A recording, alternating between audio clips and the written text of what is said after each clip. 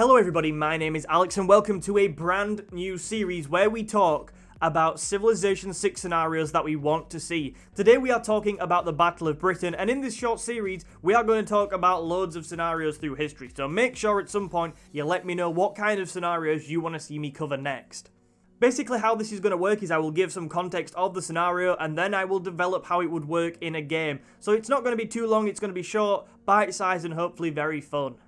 So the Battle of Britain, which was fought between July and October of 1940, was a pivotal moment in the Second World War. With Nazi Germany pretty much in full control of continental Europe, it was only the supreme skill and bravery of the British pilots, many of which were actually not from Britain and were from places like Poland and Czechoslovakia, which stood between Hitler and the invasion of Britain. Interesting pub quiz fact, the invasion of Britain was codenamed Operation Sea Lion.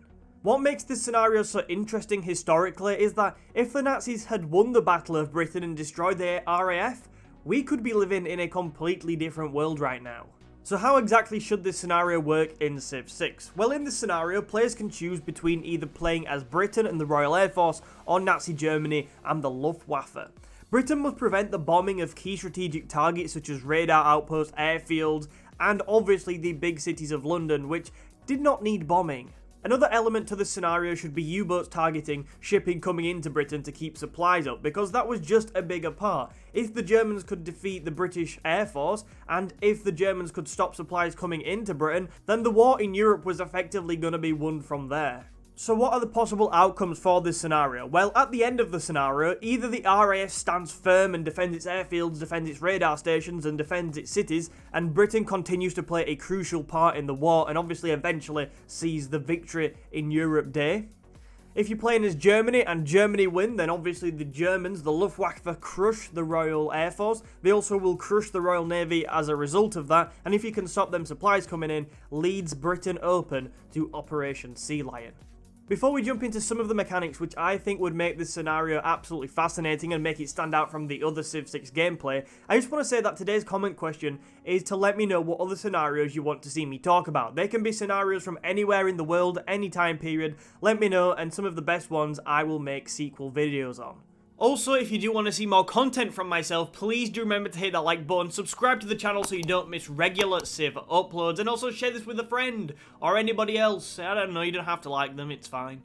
So the kind of stuff which would make this fascinating in Civ 6. So first up, a radar system. Now I've always thought radar has been underused in these games. If we could have a system which can plot enemies coming towards you, that'd be immense, and it was such a big part of the Battle of Britain. Why not use this here so you can see the German Luftwaffe come in across the channel and deploy your air fighters properly.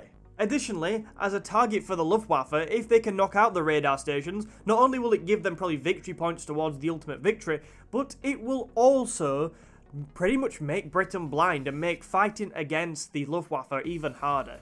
The second cool thing that this scenario would bring is aircraft from the time. So for the British, the Spitfire and the Hurricane. For the Germans, the famous Me-109. And just playing with those units, as somebody who loves history and who loves watching historical stuff, I mean, that's going to be pretty satisfying. The third thing to mention is that it will bring some intense decision making. Now I always find Civ best when things are so close, when it really could go either way. And this scenario will be that. If you use your fighters properly, defending Britain or attacking Britain, you have a good chance of winning. If you make mistakes and you don't use your fighters where they're most needed, you're going to struggle.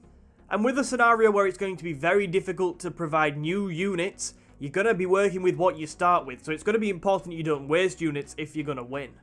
Another thing to mention is that although this is an air-based scenario, playing as U-boats or against U-boats would be intriguing. Stalking fleets bringing British supplies and trying to defend those fleets are two interesting dynamics and would take this scenario up a little bit more of a level too. Ultimately, I chose this scenario as the first installment in this series because I think it's a really important event in 20th century history. Like I said, if Britain had fallen, what would be the scenario now? What would the world look like? Thank you so much for watching this video today. If you want to see another one of our videos, click on the video in the box below to see what new content we could all be getting for free in Civ 6. Also, make sure you hit the like button and subscribe to the channel for more videos like this.